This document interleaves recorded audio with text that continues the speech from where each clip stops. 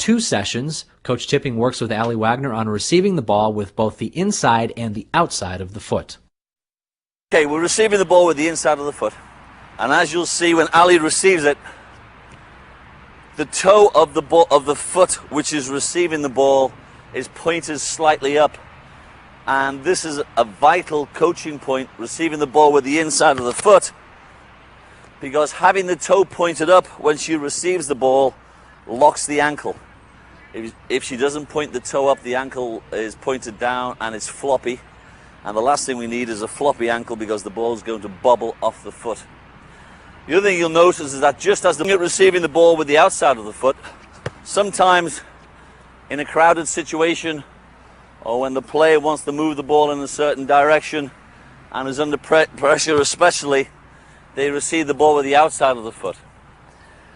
Big difference between receiving the ball with the outside of the foot and receiving the ball with the inside of the foot.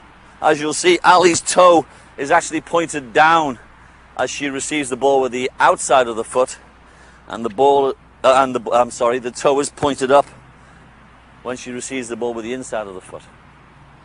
Once again, there is that little hop, and again, vital that she... The same, the difference being that the first touch positions the ball further away. The next session requires receiving the ball in the air and preparing it for the next pass. Receiving the ball in the air is a technique which involves 4 basic components. Number 1, the player must get into the line of flight of the ball. They keep their head steady so they can see where the ball is going. Number 2, they must make a decision very quickly which part of the body they are going to use to control the ball.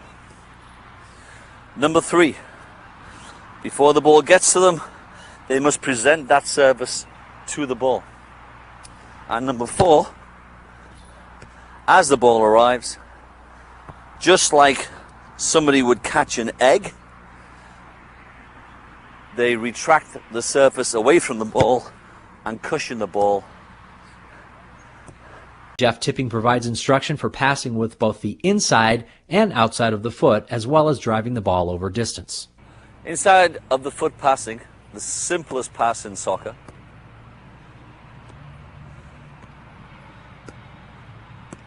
The ball needs to be slightly out of the feet of the passing player. Cannot pass the ball when the ball is directly underneath the body.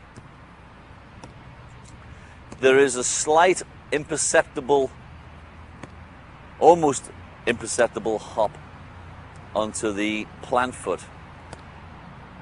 The vital considerations with the inside of the foot is to approach the ball slightly from an angle, to hop onto the support foot and land the support foot beside the ball and pointing at the target. Pointing at the target is most important.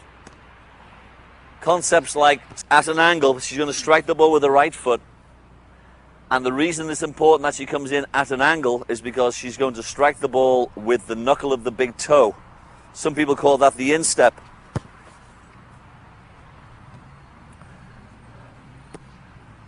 Excellent.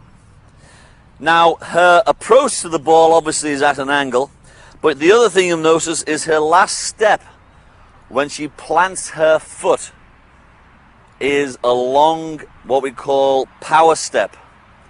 So she doesn't just walk into the ball, she actually, it looks like a hop right there. And that hop is vitally important because that hop gives the weight transference onto her front foot, which is so important in getting power on the ball. Great control, well done. With the first touch out of the feet. The ball is prepared at a slight angle so that the passing player can strike with the instep slightly left of center if using the right foot to send the ball straight. The last step is a power step in which the weight is transferred to the front support foot for power. As the plant foot lands, it's pointed at the target. The passing player strikes the ball with the toe pointed down while balancing the upper body with the arms and follows through towards the target. The fourth skill featured is shooting. In the following segments, Jeff Tipping works with Ali Wagner on a variety of shooting activities designed to develop players who can adapt to the many situations they may face in a match when approaching the goal. We look at shooting in 3 sequences. One is from outside the penalty box.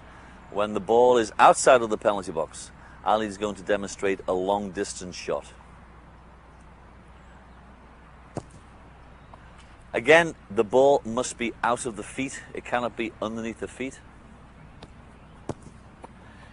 It's helpful if the player shooting the ball, after they've taken the touch to get the ball out of the feet, is able to take a look at the goalkeeper to see where the goalkeeper's position is and try and shoot the ball to one side of the goalkeeper or the other. That's why we have the flags in over here. As she approaches the ball, Ali comes in slightly from the side. She takes a power step onto her non-striking foot.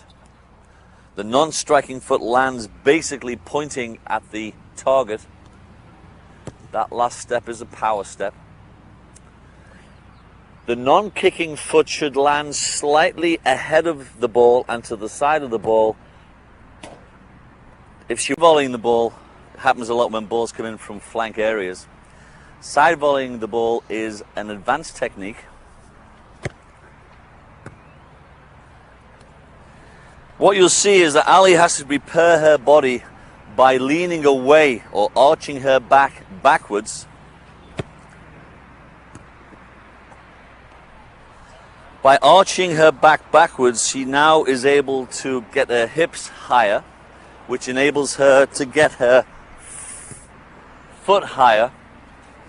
So the arching motion is an important preliminary motion in the technique of striking the ball with the side volley. Her head must remain absolutely steady, and she must watch the ball all the way in. Ali is going to strike the ball on the turn. The critical coaching point here is that as Ali plants her foot, her support foot, her non-kicking foot, she must turn the foot to point in the direction she wants to shoot in. And she has to make a big effort to land that foot turned in the direction she wants to go in. Excellent. This is a really good shot to practice for forwards. Distance. The ball must be out of the feet and it's best to approach from an angle. The shooter can look up to see the location of the goalkeeper, but must focus on the ball at the point of impact.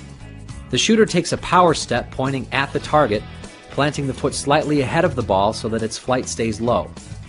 As the shooter strikes the ball through the middle, the knee is over the ball and toe pointed down. The follow-through must be low to keep the ball low. The second example featured Ali Wagner running onto the ball to take the shot. The shooter must adjust the body so that it's in the same position and shape as long-distance shooting. The back is curved and the long power step brings the knee over the ball. The follow-through should be low to keep the ball low. The third example is the side volley. This is an advanced technique that requires the shooter to prepare the body by leaning away, arching the back backwards to get the hips and therefore the foot higher. After watching the ball all the way in, use the arms to maintain balance while elevating the hip to get over the ball and keep the ball down. The fourth example is striking the ball on the turn. Since the basic technique is the same for all of these shots, the key coaching point is to turn the plant foot in the shooting direction so that the rest of the body will follow and line up properly. This is an important shot to practice since many forwards play much of the game with their back to the goal. The final skill on this program is heading. The NSCAA recommends that players be at least 10 years of age to learn heading skills and at least 12 years of age to learn the advanced heading techniques. In this segment, Jeff Tipping provides instruction for both attacking and defending heading. Heading the ball is a much misunderstood topic. It's perfectly safe to head the soccer ball because the part of the head that we use is the area between the eyebrows and the hairline.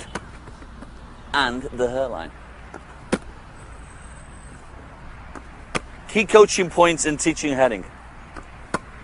Number one is to use the area of the head between the eyebrows and the hairline. Number two, to try and get the player slightly staggered or sideways on.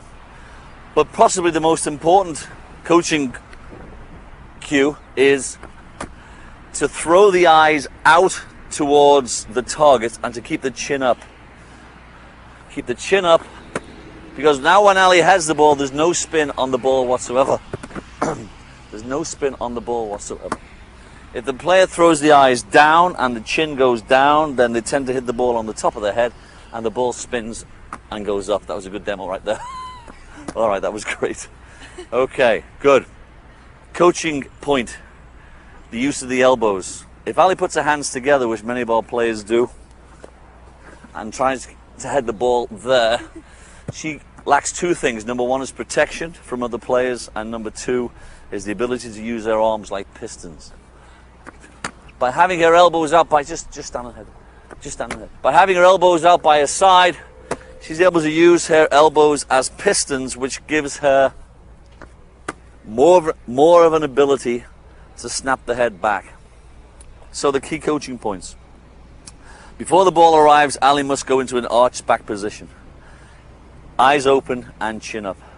She's going to contact the ball in the area between the eyebrows and the hairline. She's going to have her eyes open and her eyes on the ball. Her back will be bent slightly backwards. Her neck is tucked in, and at the moment the ball arrives, she's going to snap forward to make the ball go forward. The use of the elbows is vitally important in giving the player more snapping ability and also getting the weight onto the front foot. Well done. Teaching her to head the ball in the air, she takes a run up and she takes a leap off one of her feet, right or left, depending on which way she's heading the ball. It's exactly the same kind of motion as when she heads the ball on the ground, except she's up in the air. If she can jump up early, well done. If she can jump up early, hang and time her jump and snap through the ball, that's what we're looking for.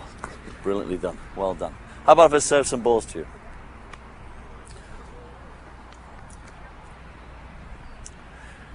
So she's standing heading the ball, and now she's going to be trying to judge the flight of the ball and head the ball at goal.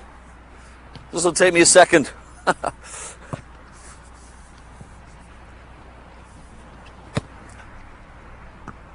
Great. When she's heading the ball at goal, generally, not always, but generally, she's trying to head through the top half of the ball, the top equator of the ball. Obviously, there's no goalkeeper in this exercise, but we put two flags out. Defensive heading involves Ali getting in the line of flight of the ball. Great header. Most of the time, we encourage players defensively to head the ball high and if possibly wide.